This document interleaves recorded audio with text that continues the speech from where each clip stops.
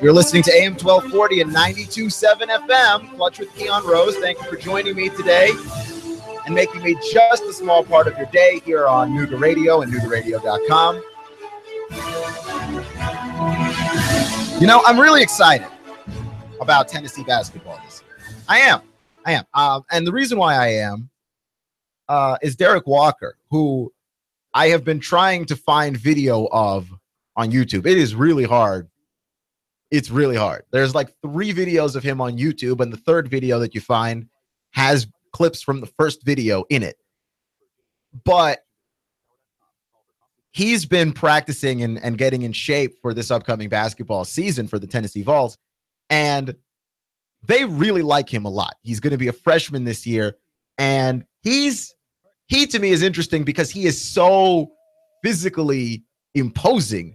And then he's got tremendous footwork for a freshman. Like for a guy his age, he's got tremendous footwork. He's not one of these guys that he's big, and the reason why he's playing down low is because he's big. He's got the necessary skill and feel around the basket. And I know it's a term that gets thrown around very frequently. Derek Walker and his basketball IQ. The basketball IQ is one of those cliche terms that you just lob it out there when you don't know what to say about a guy. Yeah, he's got great basketball IQ. And no one defines what that even means, even though it is a thing that matters, right? But it's one of those things that we lob out there. The other thing there is intangible. He's got tremendous intangibles, and then we don't define what that is. Like your intangibles would obviously be the things that you can't measure, leadership ability. Do your teammates actually like you in the locker room? Your work ethic, your grittiness, things that you can't measure, like height and weight and bench press. That's the stuff, right? But we use it like it just, we don't know how to describe a guy, and it's one of the 3 words we use to describe people. He's got intangibles. He's got tremendous basketball IQ. What does that mean? Well, he's got tremendous basketball IQ simply means that he understands the way the game works and that he is able to see the floor and see plays happen before they develop. You can make a great pass if you know exactly when and where somebody is supposed to cut to the basket, right? Like you can make that play if you've got high basketball IQ. A player with low basketball IQ would not pass it to a cutting teammate because maybe he's selfish, does not realize his teammate would and should be cutting there. One of those things, right? Derek Walker, what they're saying about him, the basketball IQ is tremendous. But from the video that I did watch of him on YouTube, right? And there's some video of him from 2015 as well. He's got a little bit of baby fat going on. You know, nothing terrible, like nothing to be stressed out about. Like we make fun of Kelvin Benjamin for being fat with the Panthers. But it's nothing on that level. But from what I understand, he's getting into the gym and getting absolutely shredded, which, you know, that helps. That helps. I like the idea of SEC basketball being considered as tough as SEC football. And it's very hard to forge a reputation like that and not be considered boring. But just looking at the teams that are down here, you got Florida, Mike White. You've got Frank Martin in South Carolina. You've got Calipari in Kentucky. Like all of those schools are good defensive basketball schools that are capable of playing at a high level and scoring lots of points. Like it's not going to be boring. The same way that when you look at Big Ten basketball, like Big Ten basketball is considered tough and hard-nosed and gritty, and it is painful to watch. I can't watch Big Ten basketball. Big Ten basketball is fundamentally upsetting. You've got a bunch of really good players, some good athletes, and they all play zone. That's what they play up there. It's boring. Michigan basketball is boring to watch. Painful to the eyes. Good basketball team last year. Good basketball team. Boring. Absolutely boring. It'll put you to sleep. I'd love SEC basketball to be tough, but also not be boring. And Derek Walker is a really, really good player in addition to Tennessee to bring them into the ranks of the really good SEC basketball schools. We need like 2 more. right? South Carolina's here. Kentucky's been here. Florida's here.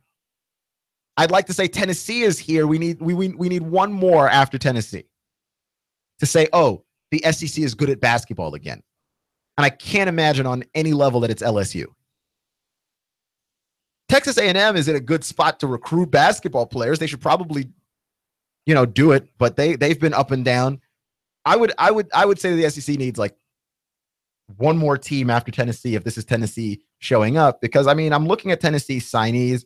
I really like the guy that they got from France, Yves Pons, and I hope I'm saying his name correctly, but he is amazing athletically. This guy jumps out of the building, okay? He went for a dunk in one of the highlights I was watching, and his head went up to the rim. He's not a great ball handler. He plays very recklessly, but he's so athletic. He's so athletic. I didn't see very much video of him shooting the basketball, unfortunately.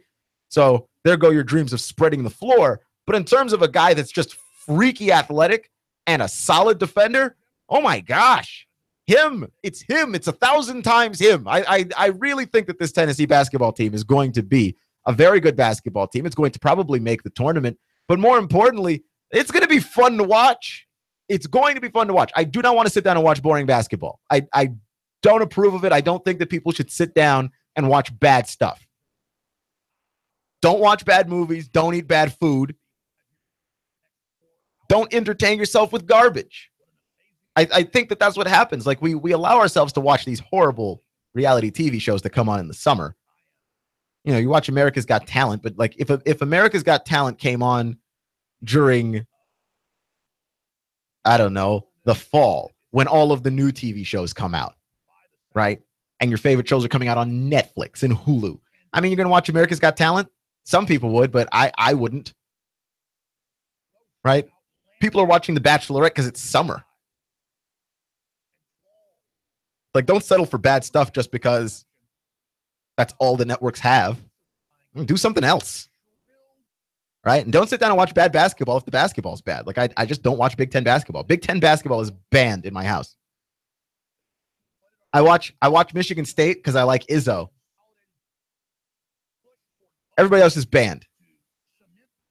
I'm not fond of Indiana. But again, the history is there, the school's good, the pageantry and everything. Don't like them. Boring. They don't play fun basketball.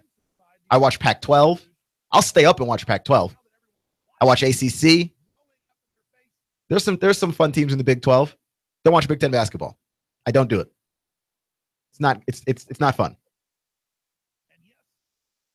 Nope. Clutch with Keon Rose, AM 1240 and 92.7 FM. But speaking of basketball, former UTC basketball player Trey McClain.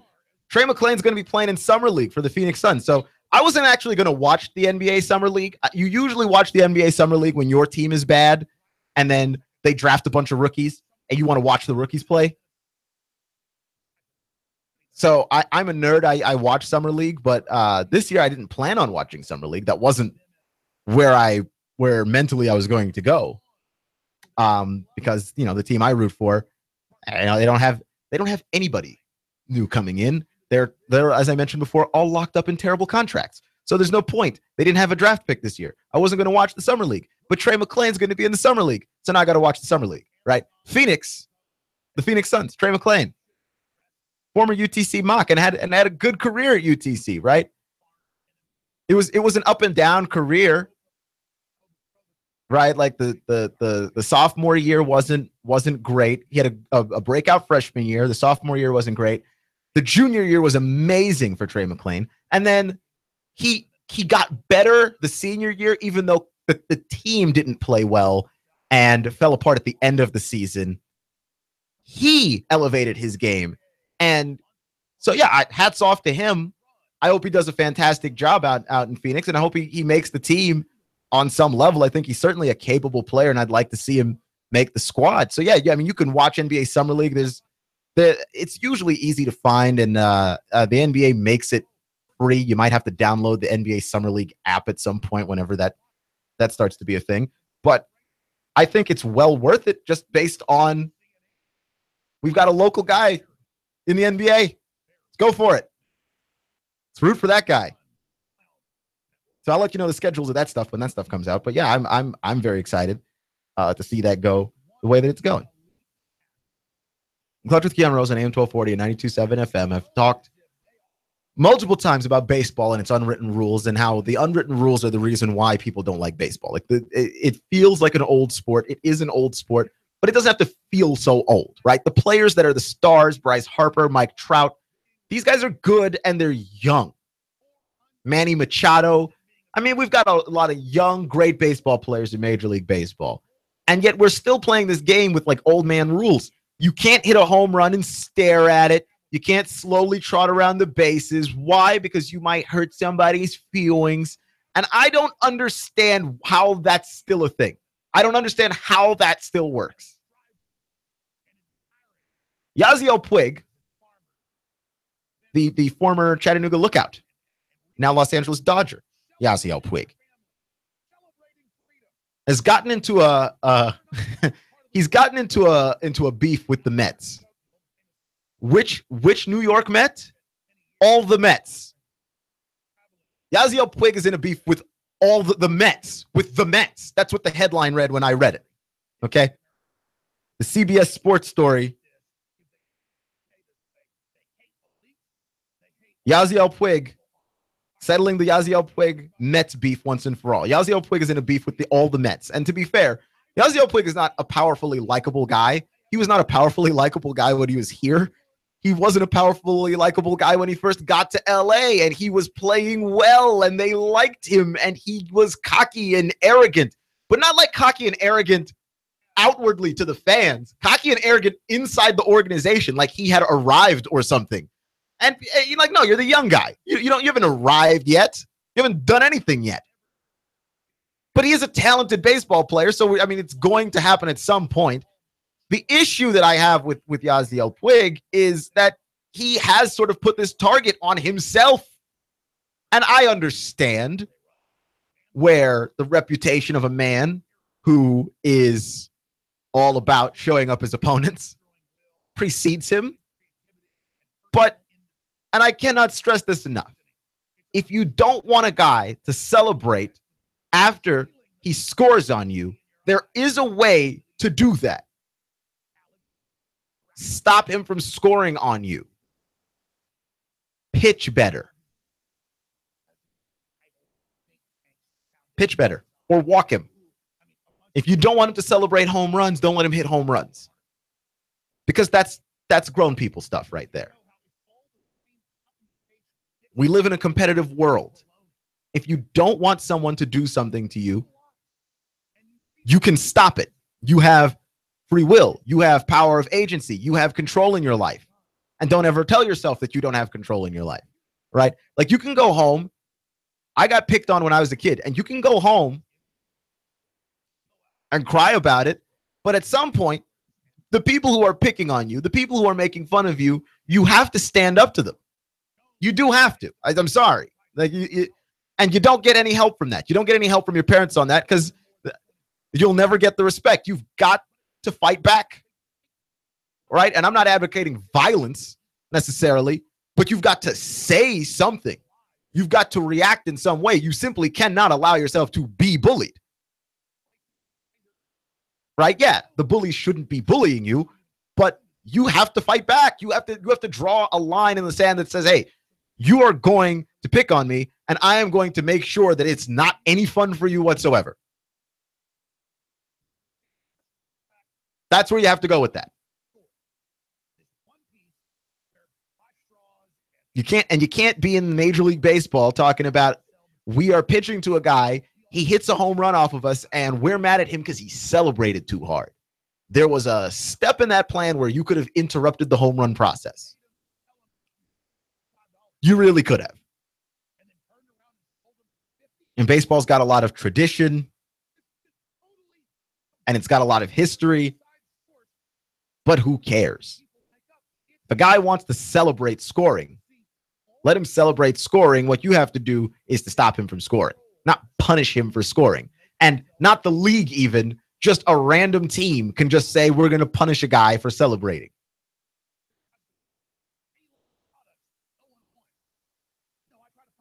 And I think that the Mets, where the pain comes for the Mets, has got nothing to do with Yasiel Puig, right? Like with all bullies, because that's what it is. When a guy scores on you and you decide we're going to hit you with a baseball, you've decided that you're going to be the bully. And like with all bullies, the reason why you are picking on other kids is because you feel insecure, right? You want to make other people feel bad because you feel bad and you don't like it. It eats away at you inside. You don't want to feel bad. You don't want to feel like people are ignoring you. You don't want to feel like people think you're stupid. So you call somebody else stupid. So you mess with somebody else. That's how bullies work, right? The Mets are projecting because they're bad. They're a bad baseball team. And that's honestly where this is coming from. Like, are you as mad about Yasiel Puig and his celebration if you're a good baseball team? In fact, all of these teams that are trying to hit guys with pitches, are they not bad baseball teams, right? Like when the Mets got into their whole thing, or not the Mets, the Braves got into their whole thing earlier this season.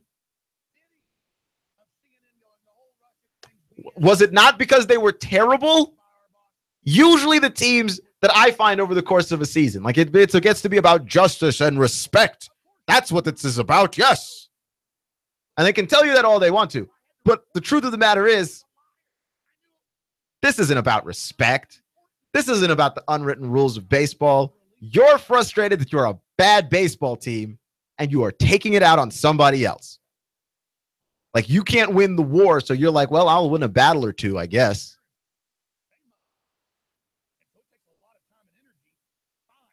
Because if you were a good baseball team, would that bother you that much? If you were like 11 games over 500 and leading the division, how much does that bother you that a guy celebrated a home run?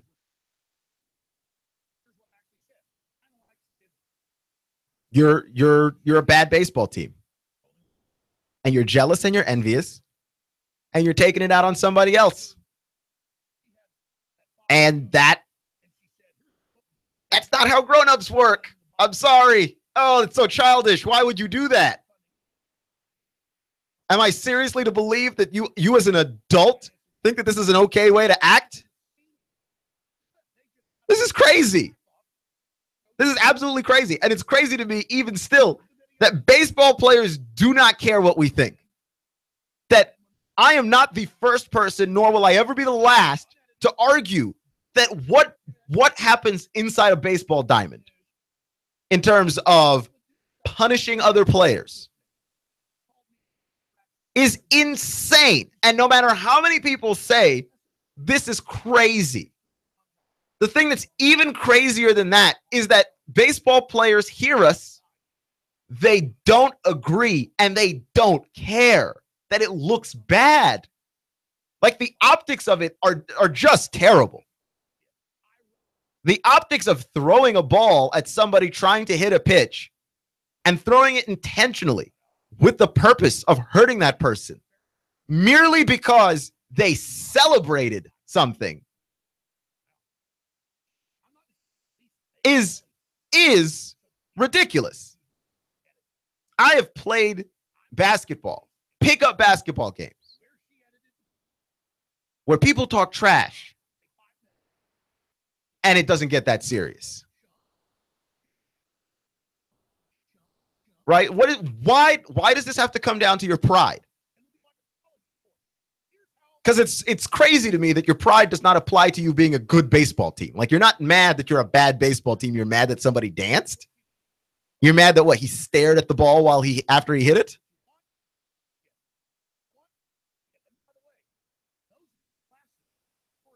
I mean, that's stupid.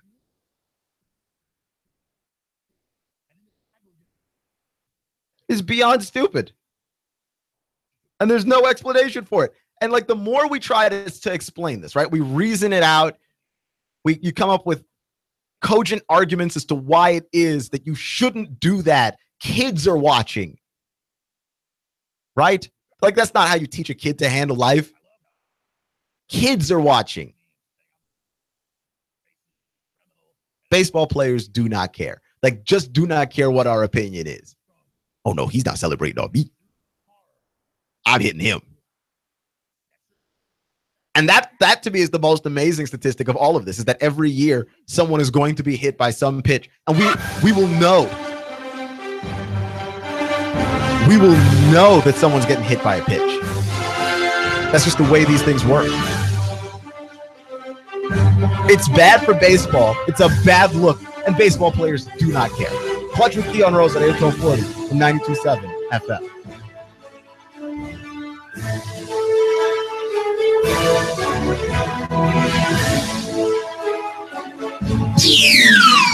The Tennessee Valley's news, talk, and sports leader. Nooga Radio, AM 1240 and 92.7 FM.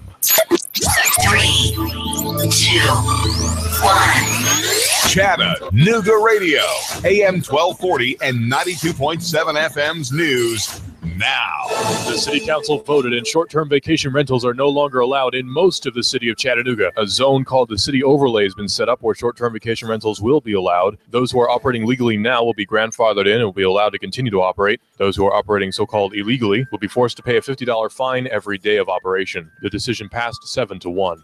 A family of 4 is homeless after a fire broke out at the Bayberry Apartments on Windsor Street. One brave neighbor saw the smoke, ran inside and warned residents. Chattanooga police doing the same. 6 fire companies responded to put the fire out. Nobody was hurt. In Saudi Daisy, after a case of alleged hoarding and child abuse, 3 children now need your help. Kim Hankins, a friend of the family, is raising donations for the boys. They need toddler-sized clothes in size 2 to 3T and 5T. She says they got the children and they have nothing. They came with a diaper, said Hankins. Russell Stroud, Nooga Radio News, now. In-depth traffic, news, and information. Mornings on Nooga Radio, AM 1240 and 92.7 FM.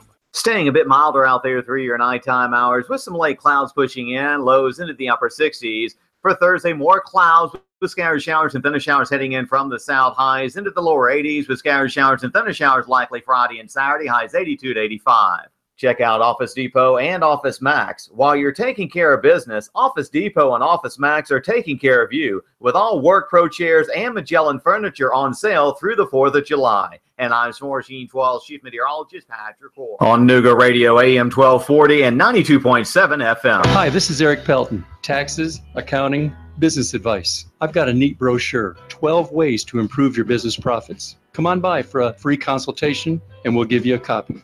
E.J. Pelton Company, 332-3339. The American dream. Home ownership. Are you building equity for your landlord? Why not build that equity for yourself and your family? Rent No More is a no obligation, no cost program. It's designed to teach you the steps necessary and to coach you all along the path to home ownership. Integrity Mortgage Group is owned and operated by local expert Jeff Woody Woodburn. Jeff has been in the mortgage business for over 15 years. Born and raised right here in the Chattanooga area. Jeff is also known as the Lone Ranger. He's helped countless hundreds. Really eager to help you too. So don't wait. Come on, call Danielle right now. You need to reserve your spot for this exciting, informative event. Space is limited, so call now to reserve yours. It's free. 423-517-8004. 423-517-8004. Call 423-517-8004. Nooga Radio is proud to partner with Integrity Mortgage Group to bring you Rent No More. Reserve your spot for this exciting, informative event. Space is limited, so call now to reserve yours. It's free. 423-517-8004. 423-517-8004. Call 423-517-8004. Stop building equity for your landlord. Live the American dream. Home ownership with Rent No More. We'll see you there. I have the best steak selection in town. Name of the business is Don's Meat Shop, and I'm Donnie Raines. Just ask for Donnie. I make over 20 different types of sausages. Most of them are great for grilling. We have the best selection, best quality. We have the hard-to-find items. Don's Meat Shop. He stole out so much cash, such a huge mountain of cash, that he's become a national star. Rick Davis. You know the story. Cash, cash, cash, and more cash. People can't believe it. They want to see it. And now Rick Davis has a new TV show. National TV, USA and Canada. He's got the gold and silver, diamonds and rings. You get dizzy just thinking about it. Rick's selling. Rick's buying. Cash, cash, cash, and more cash. And now a mountain of cash catching the Hollywood spotlight. You know where it is. Brainerd Road. Rick Davis, Gold and Diamonds. Cash, cash, cash, and national TV cash. That's really big. Everyone wants to see it. Money flying out the door. Rick Davis is America's jeweler. It's better than Hollywood. It's right here. Cash, cash, cash, and more cash. Rick Davis, Gold and Diamonds. Brainerd Road. You love me. You really love me. The Tennessee Valley's news, talk, and sports leader. Nooga Radio, AM 1240 and 92.7 FM. I'm blowing everything up. We're starting over. I'm doing a new show. I want guys who push it to the middle of the table and go over the top. Take a risk, fail miserably. I'm right, and I'm not wrong, and I'll never back down. Conflict works. Allow it. It's The Herd with Colin Cowherd. Right here and everywhere. Noon Eastern. The Tennessee Valley's news, talk, and sports leader. Nooga Radio, AM 1240 and 92.7 FM.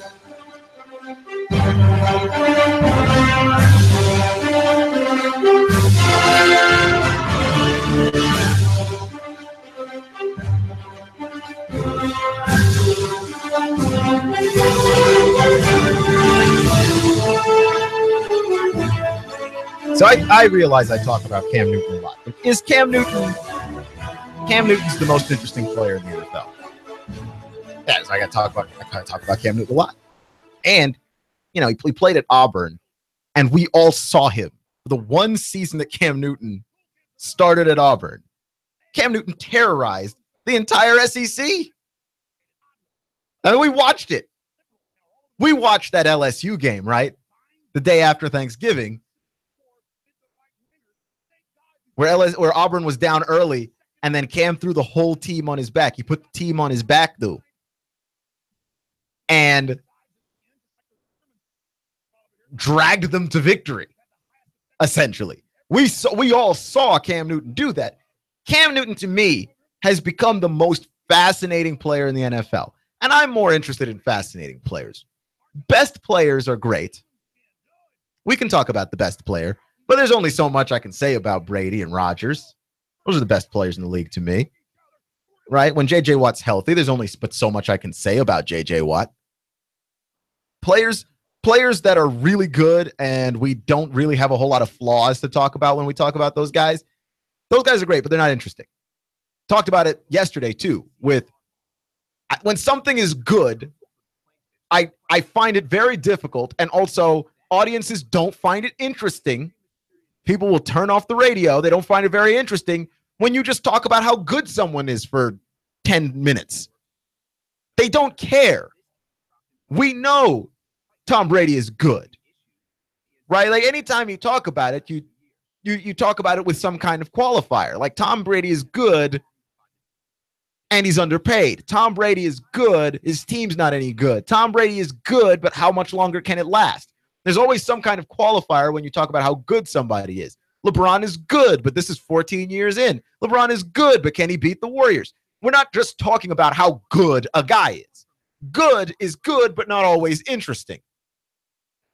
Cam is interesting because Cam is good in some ways and deeply flawed in other ways. And Cam Newton is the prime example of a guy that he's controversial in the way that he does his own job.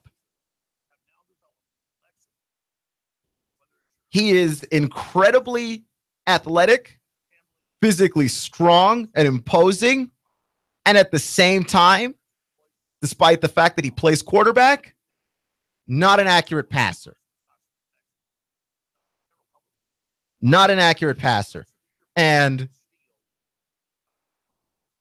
to me, this is interesting because Panthers fans have been twisting themselves into all kinds of knots to explain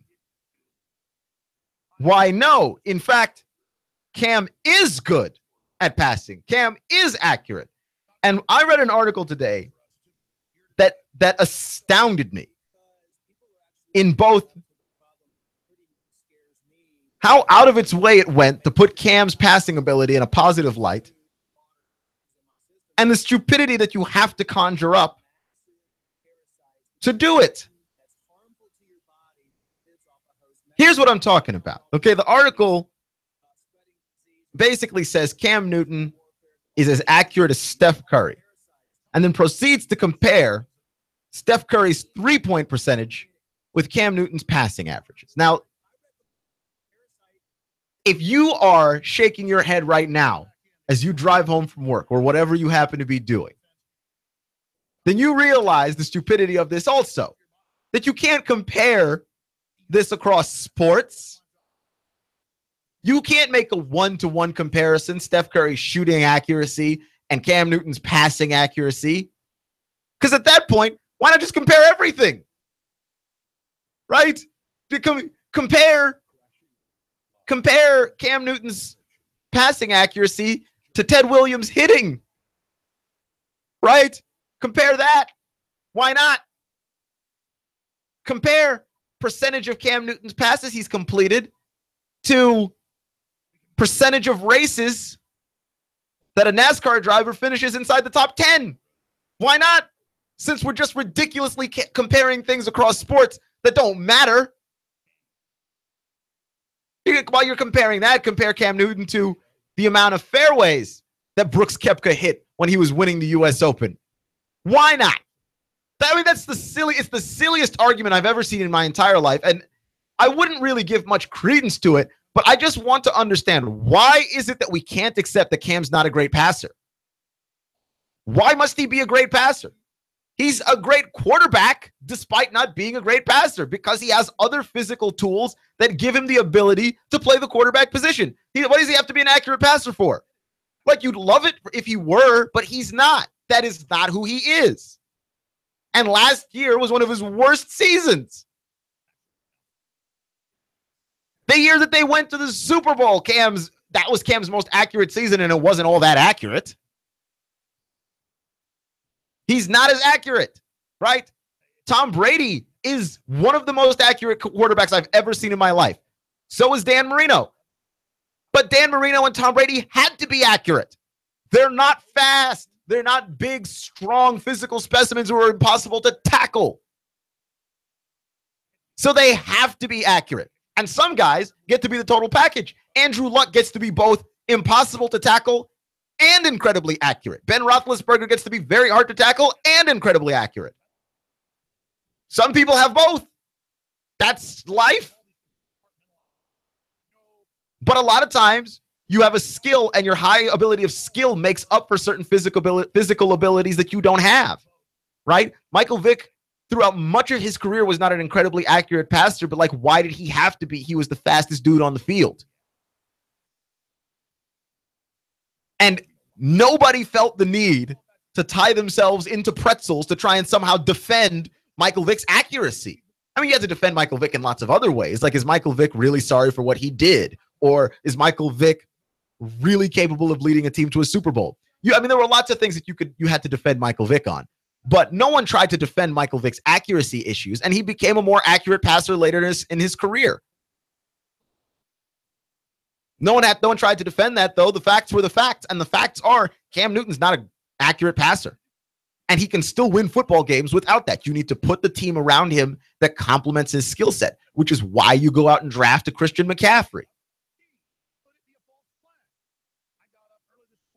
You've got to surround him with the talent that complements the skill set. But we know he can't throw accurately. What are we talking about? We're not blind. Just accept that your quarterback's inaccurate and move on. Okay? Matt Ryan is accurate. Cam is not. Cam is faster than Matt. And that's the reason why they've gone to the Pro Bowl in alternating years. Matt Ryan has gone to the Pro Bowl every even year since he's been in the league. Cam's been in the Pro Bowl every odd year since he's been in the league. And Matt Ryan and Cam Newton keep switching places. because the teams that are good at stopping Cam are not good at stopping Matt Ryan. And the teams that are good at stopping Matt Ryan are not good at stopping Cam Newton. It's very hard to have a team designed to stop both. Plain and simple.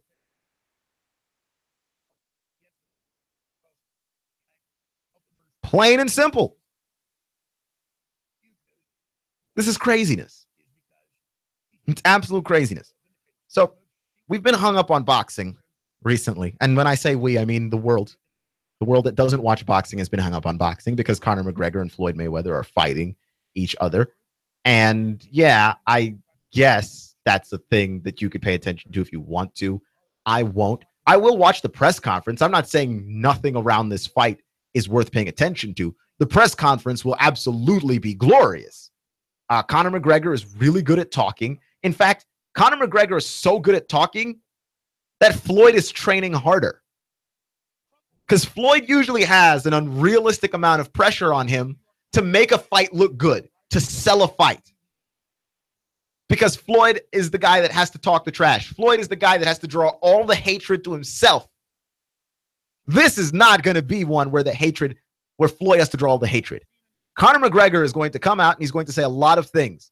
Some of those things may even be racially charged things. Because you remember the stuff where he said about Nate Diaz. He used the racial slur on Nate Diaz, called him a cholo, I believe. It was just like, wow, why would you say that? Conor McGregor is fine being the bad guy. He might even make it racial to be the bad guy. All of this is just more money for Conor and Floyd, by the way. People are going to find a way to pick sides race-wise on this fight. And I'm telling you, the big winner of any racism surrounding this fight is Conor and Floyd. The more you tune in to hate,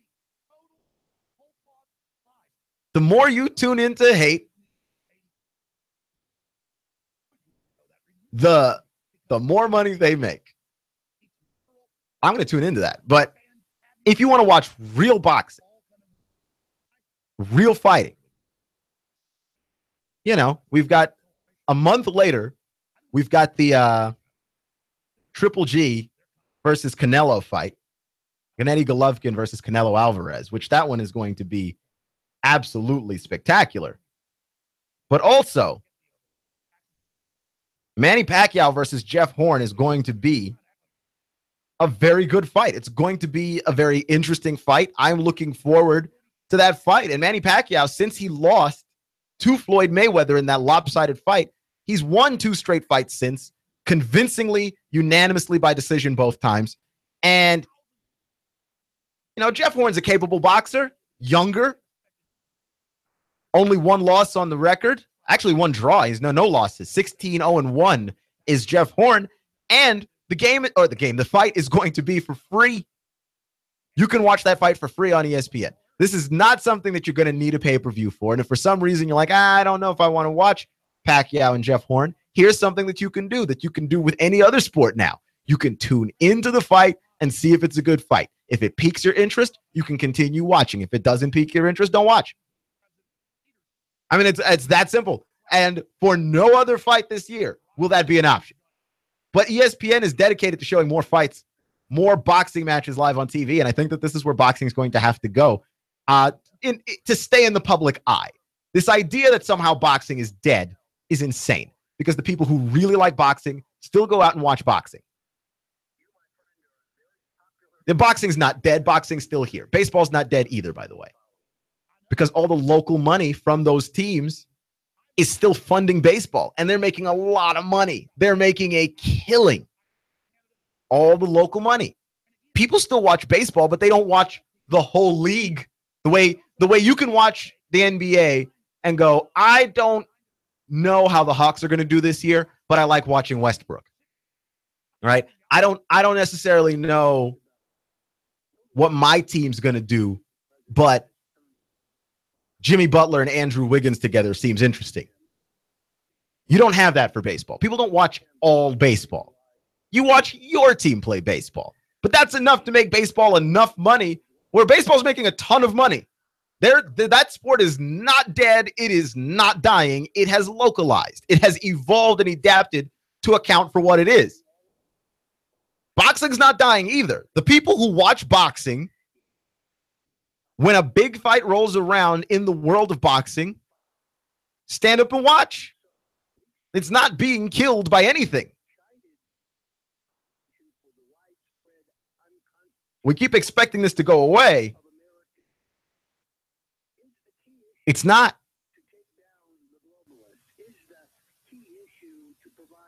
It's not. So, like, I'm looking forward to this fight because this is boxing continuing to adapt and continuing to change. And I wonder if this will bring in some younger boxing fans and some boxing fans that maybe can't afford pay-per-view.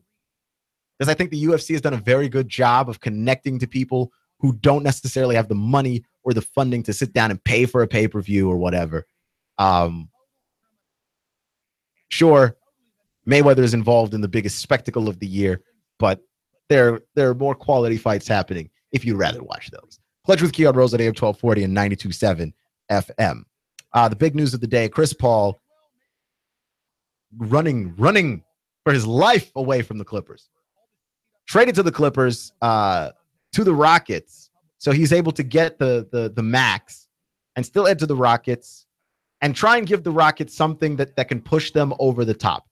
People think that Paul and Harden won't work. It can work, okay? If you've got two good ball handlers, that's still, oh, where's the ball? There's only one ball and you've got two guys. Okay, but you've got two dominant ball guys. It's not like you have four. You've got two. If you can't figure out how to make this work with two guys, you're just not a good team. Or you don't have a good coach. And Mike D'Antoni is a good coach. The team around them is a complementary team, a team of complementary pieces, but good complementary pieces.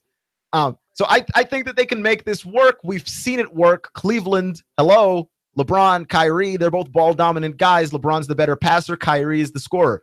I see the same thing in Houston. Chris Paul is the scorer or is the passer, and James Harden is the scorer. Right? Like James Harden's still going to be drawing an alarming amount of fouls.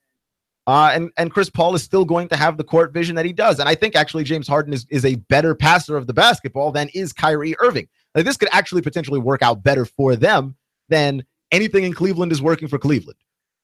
And the reason why things in Cleveland even work in Cleveland is because you have a LeBron. If you didn't have LeBron and just replaced him with another superstar, maybe it doesn't work on that same level. But LeBron is so good that he gets you to that level. I think things can work out in Houston, but like this is to me the example of how much the league has changed in one single NBA playoff series, because I don't think that people were necessarily panicking about the Warriors winning the finals until after they won the finals, and they won it so convincingly so as to appear that, yeah, this is going to be 7 years of dominance, right? Like it was a 5-game series against the best player on the planet. And this entire team is in its prime. Now, I don't think they can keep this team together through all of it. I really don't. Steph wants his max money. And he deserves it because he was criminally underpaid early in his career because of the ankle injuries. Steph wants his money. Steph is going to collect his money. Durant is okay with taking less. Draymond sounds like he's okay with taking less. I don't know about Clay. But if, for example, if 3 of those 4 guys want max money, the Warriors can't pay them all and the bench and the role players. They can't. They just don't have the money if they're not willing to go over the cap, which I absolutely think that they should. But if they're not willing to go over it, they don't have the money to do this. They simply don't. And so like this to me, we act like this is a dynasty in the making and that the Warriors could last forever. They might not. We've thought this before. And teams that we've expected to last forever don't, right? When the Miami Heat got together, LeBron James and those guys were sitting on that stage going, not 1, not 2, not 3, not 4, not 5, not 6. Like 7 championship rings is what they promised. They got 2. They got 2. They went to 4 straight finals and won 2. These things don't last as long as you think. Dwayne Wade started breaking down, right? We saw the rise of Derrick Rose. He wins the MVP, and we go, that team is going to compete against LeBron for the next 4 years. And little did we know that that's the best we would see of Derrick Rose. His body broke down because of injuries, because of bad luck, because of timing, because of rule changes. Teams that we think will be a dynasty and last forever, historically, don't. Again and again and again, we see that teams don't last forever. In fact, they don't last nearly as long as we think they're going to last. Like we thought Kobe and Shaq, who not unlike these Warriors, lost only 1 game in the playoffs. We thought that Kobe and Shaq in the early 2000s, we thought that was going to last forever. It didn't. Why? The relationship deteriorated. This is not set in stone. The Warriors may not last forever, but everyone is so afraid of what this looks like. Everybody's scrambling. You've got to get your other star. We're playing the game of musical chairs, and we're going to have a lot of teams left without a chair. There are going to be a lot of teams on the outside looking in. And honestly, I think the teams that have been patient, the teams that are waiting, the teams that have the young players, those are the teams that ultimately win out. Yeah, you're not going to win a title right away. But Milwaukee's in a good place moving into the future with Giannis. I think the Sixers are in a good place if those guys can stay healthy down there. And they should, right? Like the one that I'm really worried about is Embiid. If Embiid, I don't know about Embiid. He's a big guy with foot problems. That historically has never gone well. But the teams that are young and that have used their assets to build and have guys maturing, the Timberwolves, the Bucks, the Sixers, we're going to be looking at those teams down the road and going, whoa, we thought this Warriors thing was going to last forever, but here come the young guys. Clutch with Keon Rose on AM 1240 and 92.7 FM. Remember, folks, it's not how you start, it's how you finish. Stay clutch, and I'll see you in 24 hours. Nooga Radio, AM 1240, 92.7 FM. Competent, kind, caring, knowledgeable, experienced, great listener, great negotiator, in touch, accessible. If these are the characteristics you want and need in a realtor, you want and need Thomas DeMoss of Keller Williams Realty. Thomas is a very gifted realtor who puts the client's needs first. Whether you're buying or selling a home, Thomas is the realtor of choice. Thomas will help and guide you through each step of this very important process. For many of us, the purchase of a home is one of our largest investments and most important family and financial decision. Let Thomas use his 10 years of experience in the Chattanooga real estate market to give you the advantage you need when buying or selling a home. Buying a house? Thomas can help you navigate the emotional and somewhat anxious process of buying a home. For those of you who want to sell a house, Thomas uses his marketing and negotiating experience to help you sell your home for top dollar. Thomas is a local resident raising his family here in Hamilton County. He knows the area very well. For many agents, real estate is a job. With Thomas DeMoss, it's a passion and what he loves to do. Call Thomas today for a no-obligation consultation. He makes the process as simple as possible. Call 423-364-0028 and visit his website, northriverpropertygroup.com. Picture that curl of steam rising from your fresh-made pizza. And in a flash, let it take you aloft, teasing all your senses. I'm talking about Jet's Pizza. If you eat out at Jet's in Hickson or take home your steaming deep dish square pizza, you'll love Jet's. They use only the best ingredients in a family recipe. Also try the cheesy bread, wings, chicken, or bread with bacon, antipasta, or Greek salad. Jet's Pizza at Buy Low near the S-Curves. Open till 10 p.m. Sunday through Thursday and 11 p.m. Friday and Saturday. You can order online or have it delivered. jetspizza.com. That's jetspizza.com. Or call them now. They'll have it ready when you get there. 757-1616. That's 757-1616. Jet's Pizza, the best pizza in town. 3600 Hickson Pike. Life is short. Eat better pizza. Final expenses, funeral cost, cemetery lots, unpaid medical bills, probate cost, debts. Debts are due and payable upon death of debtor. Will these costs produce a burden and hardship on your loved ones? Who will be responsible? How will they handle them? These costs can total many thousands of dollars, only compounded greater with the grief of losing a family member. A safe and secure way to provide for these costs is with an affordable life insurance from Covenant Group Insurance and Financial Services. Covenant Group is a local company with local agents. Covenant Group still makes house calls. Covenant Group only represents A-rated companies. With many options to offer, Covenant Group can accommodate almost any budget. Great discounts for good health and plans available for impaired risk. Call today for a free, no-obligation consultation in the convenience of your home. Call Steve or Jada at 423-855-8484. Call today, 423-855-8484.